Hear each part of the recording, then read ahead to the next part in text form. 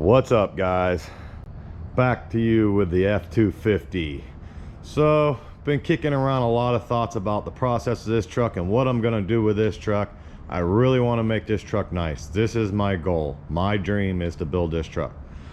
So I was gonna do the front shackle kit for this thing, but I really don't care for how I already have this guard on here, wind dam, to cover my shackle.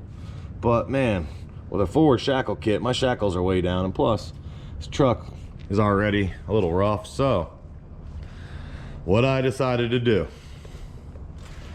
I am doing a custom 4-link, not something you can buy, custom.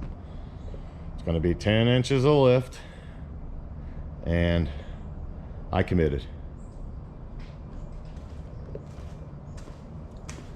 2007 front axle complete, and got a matching rear to go with it. So I decided 4-link is the way I'm going.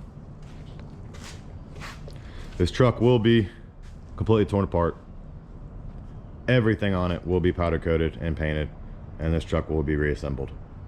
So if you guys want to see this process, like, subscribe.